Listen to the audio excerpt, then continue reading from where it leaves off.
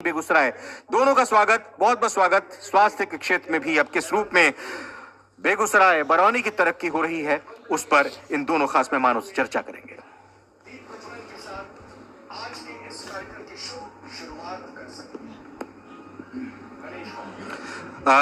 Doctor Shashi Bhushan ji, मैं पहला सवाल आपके अस्पताल के बारे में जानना चाहूंगा कि बिहार और झारखंड दोनों ही जगहों पर एकमात्र अस्पताल की आप बात कहते हैं। ये कैसे आपने कामयाबी हासिल की इंफ्रास्ट्रक्चर के क्षेत्र में या डॉक्टरों की जो विशेषज्ञता होती है उसके हिसाब से? बताइए थोड़ा अस्पताल के बारे में अपना। ये बिगिनिंग में हम लोगों ने देखा यहाँ पर कि पेशेंट लोग को छोटी छोटी बातों के लिए भी बाहर जाना पड़ता था। इसके लिए हमने ऐसा प्रयास किया कि यहाँ के लोगों को कम से कम बाहर जाना पड़े और धीरे धीरे इलाज के क्षेत्र में बेगूसराय का विकास हो। इसके लिए सबसे पहले मल्टी स्पेशलिटी हॉस्पिटल के रूप में एलेक्सिया का कार्यक्रम शुरू हुआ और अच्छे से लोगों में सद्भावना जगी। और उसको देखने के बाद मेरे बेगूसराय में लगता है ढेर सारी अस्पताल खुले हैं, मल्टी स्पेशलिटी हॉस्पिटल्स, जिससे लोगों को काफ़ी फ़ायदा हो रहा है लोगों को। और नेक्स्ट स्टेप जो हमारा है, हम लोगों की जो सोच है कि एलेक्सिया हॉस्पिटल को एक हार्ट के सेंटर के रूप में डेवलप करें। और मेरे छोटे लड़के जो हैं वो डॉक्टर धीरज सांडिल्या, वो एमसीएच कार्डियक सर्जरी से, वस्कुलर सर्जरी से, लंग के सर्जरी से, हार्ट, लंग और ब्लड वेसल्स, इन तीनों की सर्जरी में महारत हासिल उन्होंने किया है और उसका फ़ायदा यहाँ के लोगों को देना चाहते हैं। इसके लिए हम लोग प्रयासरत हैं कि एलेक्सिया अस्पताल में इन तीनों चीज़ों की सर्जरी हो। जिस सर्जरी को बाहर जाने पर लोगों को काफ़ी लाखों लाख रुपया खर्चा करना पड़ता था, उससे कम में हम लोग यहाँ कर सकें। और डॉक्टर हेमंत कुमार, लाइफलाइन जीवन रेखा, कैसे जीवन रेखा लोगों की लंबी करने की आपके अस्पताल के जरिए कोशिश हो रही है और स्वास्थ्य के क्षेत्र में चुनौतियां क्या हैं आज बेगूसराय के लिए? जी, सबसे पहले मैं आप लोगों का धन्यवाद करूंगा कि आपने मौका दिया। देखिए, मैं थोड़ा सा 2-4 मिनट का वक्त लूँगा, बताऊंगा। जब मैंने अपनी एमबीबीएस और पोस्ट ग्रेजुएशन के बाद मैंने पोस्ट ग्रेजुएशन अपनी दिल्ली से की, तो लगा कि अपने घर चलना चाहिए अब। तो मैं रहने वाला ही बरौनी का हूँ, बेगूसराय का हूँ। तो जब मैंने बरौनी में, बहुत लोग ने, जब मैंने अस्पताल स्टार्ट किया था बरौनी में, तो लोग बहुत कह रहे थे आपको बेगूसराय में करना चाहिए था या पटना करना चाहिए था। तो हमें लगा कि नहीं, चूँकि मेरी पैदाइश यहाँ की है, बरौनी की है, तो मैं जो भी है वहीं करूँगा। बेगूसराय में जैसे है कि काफ़ी नर्सिंग होम्स पहले से भी हैं, अभी और अच्छे हैं। जैसा सर ने बताया, एलेक्सिया हॉस्पिटल जो है एक मल्टी स्पेशलिटी हॉस्पिटल के रूप में सबसे पहले बेगूसराय में आया है। तो बरौनी यहाँ से, बेगूसराय से 15-17 किलोमीटर दूर है, लेकिन वहाँ पे अगर देखेंगे आज से 10 साल पहले, तो वहाँ पे अगर शाम के बाद वहाँ पे केवल क्लिनिक की प्रैक्टिस होती है। दिन में आप ओपीडी देखेंगे, इवनिंग में आपके लिए कोई सुविधा नहीं है, आपको बेगूसराय आना पड़ेगा, या ज़्यादा सीरियस है तो पटना जाना पड़ता था। आज की तारीख में 10 साल का ये अचीवमेंट है कि बरौनी में आज न्यूरो सर्जरी तक होता है। लाइफलाइन हॉस्पिटल जो है, आप अगर वक्त है, लोगों का विश्वास है, तो वहाँ पे न्यूरो सर्जरी हो सकती है, वहाँ पेसमेकर लग सकता है, वहाँ पे क्रिटिकल केयर है, वेंटिलेटर है, एम्बुलेंस से क्रिटिकल पेशेंट अगर उनको कहीं पटना जाना है, हम उनको ट्रांसफ़र कर सकते हैं। लेप्रोस्कोपिक सर्जरी होती है। और आपको बताऊँगा कि अभी कोविड का जो दूसरा लहर था, तो उसमें हम लोगों ने करीब 1000 पेशेंट हम लोगों ने बरौनी में कोविड का देखा होगा। और आपको ये जान के एक ये महसूस होगा, फ़ख्र महसूस होगा कि हम लोगों ने, कई पेशेंट ऐसे थे जिनको बेड अगर पटना में नहीं मिल पा रहे थे, तो वो बरौनी और बेगूसराय में आके, पटना से, पूर्णिया से आके एडमिट हो रहे थे।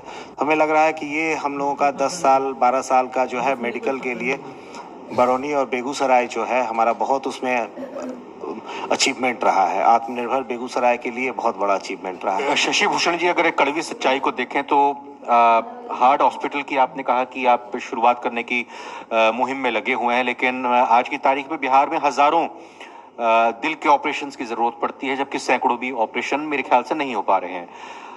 गरीब जो जूझते हैं इस बीमारी से, अगर वो पीड़ित हो जाते हैं तो उनकी मुश्किल किस तरह से हो सकती है, हम समझ सकते हैं। आपके नजरिए में आपकी तरफ से कैसे सहयोग और मदद की जाती है, और सरकार ऐसे दिल के मरीजों को, ऐसे लंग्स के मरीजों को कैसे सुविधा मुहैया करा सकती है? सरकार ने आयुष्मान भारत योजना के तहत ऐसे लोगों को ऑपरेशन करवाने की सुविधा मुहैया करवाई है। उसके तहत भी हम लोगों का ऑपरेशन निश्चित रूप से लक्ष्य हॉस्पिटल में करवाएंगे। बच्चे को, बहुत सारे बच्चे जो जन्मजात हार्ट के छेद वाले रहते हैं, लंग का बहुत का ऑपरेशन होता है, जिसका ऑपरेशन बिहार में बहुत रेयर हो पाता है, जो बाहर जाना पड़ता है लोगों को, उसकी भी शुरुआत करेंगे। अच्छे काम को करने में समय तो निश्चित रूप से लगता है। किसी चीज़ को, किसी जगह को डेवलप करवाना होता है तो थोड़ी सी निराशा निश्चित रूप से होती है शुरू में कि ये हम कर रहे हैं, इसका रिजल्ट क्या होगा। लेकिन हमें कुछ मिले या ना मिले, जिला को जरूर मिलेगा, आज मिले, वर्षों बाद मिले, लेकिन मिलेगा ही मिलेगा। एक बहुत अच्छी बात आपने ये कही थी डॉक्टर हेमंत कि आप यहीं पर रहकर लोगों के लिए सेवा करना चाहते थे, लेकिन जैसी आपकी सोच है वो ऐसी सोच हर किसी की नहीं होती है। तो उस लिहाज से अगर आपको स्किल्ड स्टाफ की जरूरत हो, चाहे वो पैरामेडिकल स्टाफ है, नर्सिंग स्टाफ है, तो उसकी पूर्ति कैसे कर पाते हैं? और उन लोगों को संदेश जो कहीं ना कहीं स्किल हासिल करने के बाद बाहर चले आते हैं, बहुत अच्छी बात है, हर किसी को अपनी रोजगार की जगह तलाशने का हक है, लेकिन ऐसे लोगों को क्या कहना चाहेंगे? क्योंकि बिहार अभी हमारा विकसित नहीं हुआ है, विकासशील है, तो हम सबको ही मिलकर इसको विकसित श्रेणी में लाना होगा। देखिए, एक चीज़ें हैं जो कि आपने स्किल का बताया है, तो वो समस्या हर एक जगह है। अगर आप दिल्ली में भी जाएंगे, वहाँ भी स्किल, तो उनके स्किल का लेवल और वहाँ पे किस तरह के लोगों की ज़रूरत है, तो वो हर एक जगह समस्या है। और ये है, आपको लोग मिलते हैं उतने रिफाइंड, आपको दिल्ली में जो बड़े अस्पताल हैं उतने रिफाइंड आपको, उतने ट्रेंड नहीं मिलेंगे, लेकिन उसमें हिम्मत रखने की ज़रूरत होती है। और लोग ऐसे होने चाहिए जिनके पास एक बेसिक नॉलेज हो और आप उनको ग्रूम कर सकते हैं। अगर वो आपके साथ में, जैसे हमारा अपना एक्सपीरियंस है, मेरे हॉस्पिटल का 10-11 साल हुआ है, तो हमारे जो हॉस्पिटल में स्टाफ है, हमने लगभग 10 साल से उनको रिटेन किया हुआ है। और रिटेन करने से ये फायदा होता है कि आपका स्किल डेवलपमेंट होता रहता है, कॉन्टिन्यूअस लर्निंग प्रोसेस है। तो हम लोग शुरू में क्या ब्लेंड करते हैं, कुछ बहुत अच्छे ट्रेंड स्टाफ होते हैं, कुछ सेमी स्किल्ड होते हैं, तो उनको उसके साथ में रख के, और आप टाइम अगर आपके साथ रहता तो ये हो जाता है, ट्रेनिंग हो जाती है। दूसरा जो है, एक आपने कहा कि अब दुनिया जो है बहुत सिमटती जा रही है, टेक्नोलॉजी की वजह से हो, कम्युनिकेशन है, इनकी वजह से। तो ऐसा है कि अब स्टार्ट में बहुत लगता था कि बरौनी, आप दिल्ली इतने साल, 20 साल 25 साल बाहर रहने के बाद में बरौनी में आ रहे हैं, तो लगता था कि शायद ना रह पाए, दिक्कत होगी। लेकिन आप अभी भी आ रहे होंगे तो देख रहे होंगे ट्रैफिक जाम आपको दिल्ली में भी मिलेगा, पटना में भी मिलेगा, बेगूसराय में भी मिलेगा। और दिल्ली आपको जाना है तो 2 घंटे में पटना जाएंगे, 1.5 घंटे में दिल्ली पहुंच जाएंगे। तो ऐसा कोई नहीं है कि अब वो दिक्कत होती है। लोग जो आना चाहते हैं आ रहे हैं, जैसे हमारे मित्र हैं डॉक्टर धीरज हैं, MCH करके अभी आ रहे हैं, वो कार्डियोथोरेसिक सर्जरी से। बेगूसराय में जब हम लोग आए थे तो उस समय लगता था स्पेशलिस्ट डॉक्टर हैं, MDMS के लिए ही लगता था कि बहुत ज़्यादा डिग्री है यहाँ पे। लेकिन आज की तारीख में बेगूसराय में यहाँ गैस्ट्रोएंटरोलॉजिस्ट हैं, DM डॉक्टर हैं, MCH हैं, न्यूरो सर्जरी है। तो ये चीज़ें चेंज हो रही हैं। और बेगूसराय चूँकि आप देखेंगे, पटना, इवन पटना में एक लगता है कि सैचुरेशन है, लेकिन बेगूसराय जो है बहुत ग्रोइंग सिटी है। और आप देखिएगा, मेरी बात को ध्यान रखिएगा, अगले 10 साल में बेगूसराय का आप देखेंगे कि मेडिकल में, एजुकेशन में, व्यवसाय में, हमारे बेगूसराय में व्यवसाय बहुत डेवलप हो रहा है। और बेगूसराय के लोगों की एक खासियत है, बहुत तेज लर्न करते हैं और सीखने की उनके में बहुत ही होती है। तो हमें लग रहा है कि ये आगे वाला वक्त जो है, क्या लगता है आपको कि एक तरह से कहें कि स्वास्थ्य क्षेत्र का एक हब बन सकता है, एक सेंटर बन सकता है बेगूसराय? संभावना है, बेगूसराय है ही। और मैं आपके टीवी चैनल के माध्यम से सरकार से भी कुछ आग्रह करना चाहता हूँ। जो गरीब पब्लिक रहती है, जो अस्पताल, गवर्नमेंट हॉस्पिटल्स में इलाज करवाने के लिए जाते हैं, उसकी व्यवस्था में कुछ आमूल-चूल परिवर्तन करना होगा, तभी जाके सही रूप से सही लोगों को सही इलाज मिल सकेगा। जैसे किसी सदर अस्पताल में हम एक सर्जन को छोड़ देते हैं, एक सर्जन रहता है, क्या ये संभव है कि 24 घंटा एक सर्जन काम करता रहेगा? एक एनेस्थेटिस्ट रहता है, एक गायनेकोलॉजिस्ट रहती है, ये कभी संभव नहीं है। अगर व्यवस्था में परिवर्तन चाहते हैं कि सही रूप में लोगों को प्रैक्टिकली इलाज मिले सरकारी अस्पताल में, तो हमको कम से कम 8 घंटे की ड्यूटी में 3 सर्जन चाहिए, एक यूरोलॉजिस्ट चाहिए, एक न्यूरो सर्जन चाहिए, 2 एनेस्थेटिस्ट चाहिए, 2 गायनी सर्जन चाहिए। इन चीज़ों की व्यवस्था अगर सरकार सही रूप से करती है तो जो सपना है हम लोगों का कि सब गरीब तक हम इलाज पहुंचा सके मुफ्त में, वो तक पूरा हो सकेगा। अगर ऐसा नहीं कर पाएंगे तो काफी समय लगेगा इस चीज को करने में। मैं इसी चीज को आगे बढ़ाते हुए आपसे सवाल करना चाहूंगा डॉक्टर हेमंत की स्वास्थ्य की क्षेत्र की अगर बात करते हैं, हमारी जनसंख्या इतनी ज्यादा है, संसाधन हम समझते हैं और जो तकनीक को समझने वाले या फिर हमारे पास डॉक्टर उपलब्ध हैं उनकी संख्या भी उतनी नहीं है।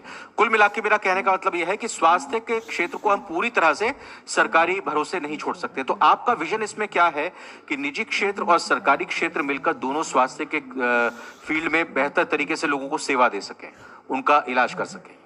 देखिए, इंडिया में जैसे है अभी मेरे हिसाब से 20% जो है स्वास्थ्य के क्षेत्र में गवर्नमेंट सेक्टर का हाथ है और 80% अभी भी जो पेशेंट देखे जाते हैं वो प्राइवेट सेक्टर के ऊपर में है।